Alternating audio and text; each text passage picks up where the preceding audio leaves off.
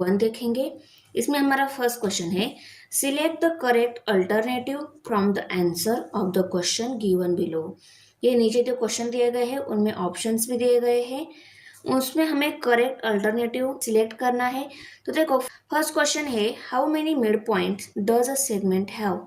Segment को कितने mid points होते हैं आपको पता ही होगा। देखो सपोज यहाँ पे ये पी से लेकर यहाँ तक क्यू ये सेगमेंट है। एक सेगमेंट को एक ही मिड पॉइंट रहता है, हमने देखा है थ्योरी में। ये टोटल 4 सेंटीमीटर है, तो 2 सेंटीमीटर के वहां उसका मिड पॉइंट रहेगा। ओके, सपोज यहाँ पे ये आर मिड पॉइंट है, पी आर और आर क्यू ये सेगमेंट के दो पार्ट हो गए, आर पे मिड पॉइंट है। ये पूरी सेगमेंट पी क्यू अगर 4 सेंटीमीटर है तो आर की वैल्यू क्या रहेगी, 2 ये रहेगी। ओके, तो एक सेगमेंट को एक ही मिड पॉइंट रहता है, ओनली वन। हमारा option A is the correct option. Second number यहाँ पे क्वेश्चन है, how many points are there in intersection of two distinct line. Two distinct line के कितने इंटरसेक्टिंग पॉइंट मिलेंगे, ये हमें यहाँ पे बताना है। Two distinct line means what, two different lines है, उनके इंटरसेक्शन में हमें कितने पॉइंट मिलेंगे। तो यहाँ पे मैंने 1 2 3 4 ये 4 डिस्टिंक्ट लाइन के टाइप्स मैंने यहाँ पे ड्रॉ कर लिए हैं। ये first second first second first second और ये फर्स्ट सेकेंड, ऐसे टू डिस्टिंक्ट लाइन यहाँ पे मैंने ड्रॉ कर ली है। और इसमें कितने इंटरसेक्टिंग पॉइंट्स मिलेंगे ये हमें बताना है। इंटरसेक्टिंग पॉइंट्स क्या होते हैं, दोनों के कॉमन पॉइंट्स रहते हैं। सो इस लाइन का और इस लाइन का ये एक ही कॉमन पॉइंट मिल रहा है। ऐसे हर एक टू डिस्टिंक्ट लाइन का हमें एक ही कॉमन पॉइंट मिल रहा है। Question C is the correct option रहेगा हमारा। क्वेश्चन नंबर 3 है, how many lines are determined by 3 distinct point. Three different points है, उसकी कितनी लाइन डिटरमाइन होगी ये हमें यहाँ पे बताना है। तो देखो हमारे 3 डिस्टिंक्ट पॉइंट लीनियर भी हो सकते हैं, हमारे 3 डिस्टिंक्ट पॉइंट जो है वो लीनियर हो सकते हैं और नॉन लीनियर हो सकते हैं। ओके, ये लीनियर मैंने ड्रॉ किया यहाँ पे, और नॉन लीनियर ऐसे 3 डिफरेंट जगह। ओके, दिख रहा है आपको। ओके, लीनियर पॉइंट से हमने लाइन ड्रॉ की तो एक ही लाइन मिल रही है, और नॉन लीनियर पॉइंट्स अगर हमने ज्वाइन कर लिए तो उनके 1 2 3 लाइंस मिल रही है। हाउ कितनी लाइन डिटरमाइन हो रही है हमें यहाँ पे बताना है ना। अगर लीनियर पॉइंट है तो एक लाइन डिटरमाइन हो रही है, 3 डिस्टिंक्ट नॉन लीनियर पॉइंट है तो उसकी 3 लाइन डिटरमाइन हो रही है। तो हमारा option C is the correct option, 1 और 3। ओके, क्वेश्चन नंबर 4 है, find distance AB if the coordinates of A and B are -2 and 5 respectively। A and B का डिस्टेंस हमें फाइंड आउट करना है, तो इसको हमें कैलकुलेट करके देखना होगा। तो दोनों दिए गए दोनों कोऑर्डिनेट में से कौन सा कोऑर्डिनेट बड़ा है, 5 कोऑर्डिनेट बड़ा है, 5 is greater than -2, correct. Okay, अभी हमें डिस्टेंस AB निकालना है, इज इक्वल टू बड़े कोऑर्डिनेट्स में से छोटा कोऑर्डिनेट हमें माइनस करना होता है।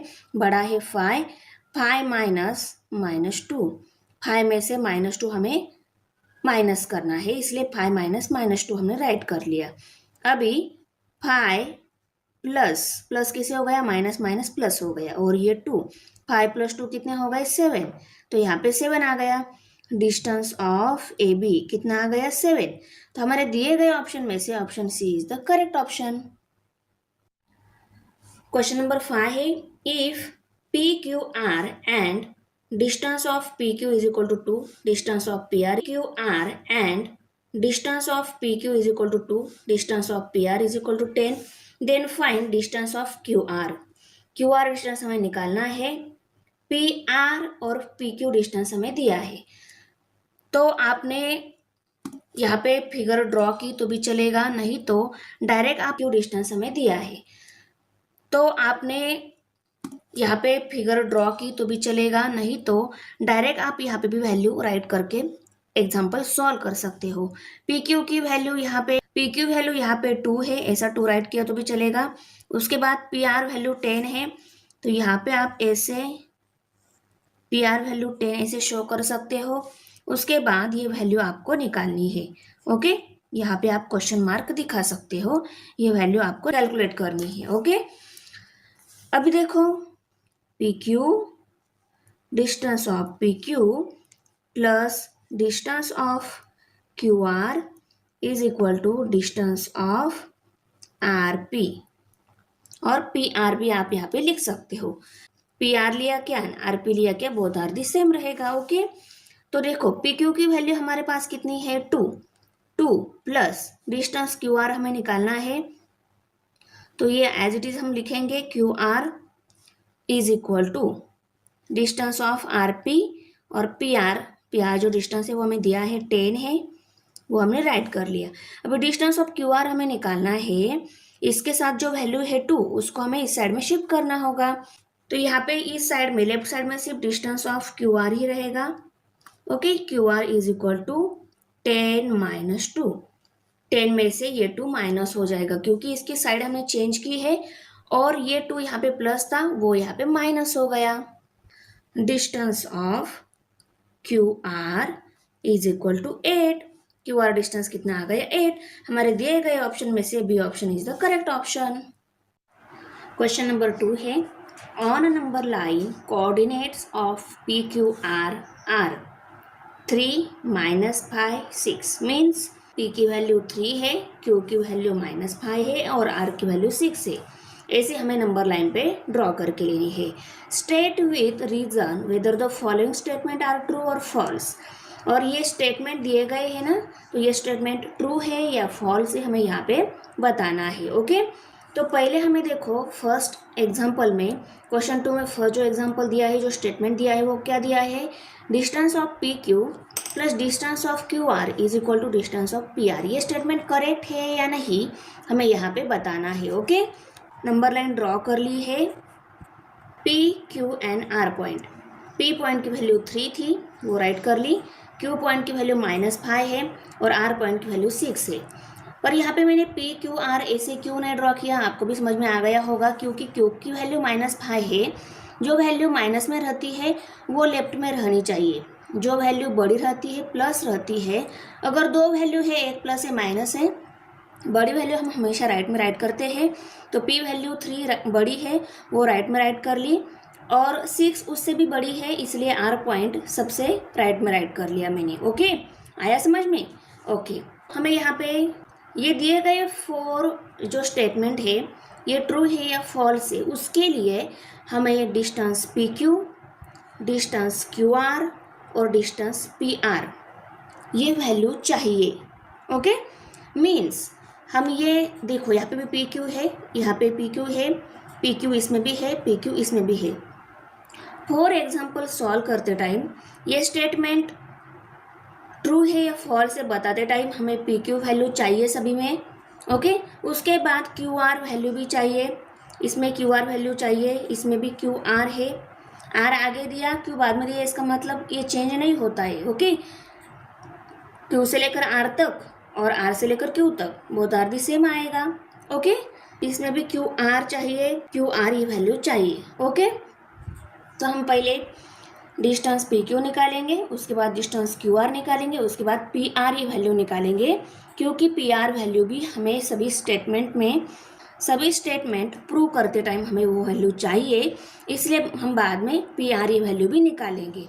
देखो यहाँ पे पी आर है, यहाँ पे भी आर पी है, आर पी और P R both are the same रहता है, यहाँ पे भी पी आर वैल्यू है। ओके, तो हम पहले हर एक स्टेटमेंट में वो वैल्यू चाहिए, इसलिए पहले हम पी क्यू, क्यू आर और पी आर वैल्यू निकाल लेते हैं। ओके, हाँ देखो अभी कोऑर्डिनेट्स एट पॉइंट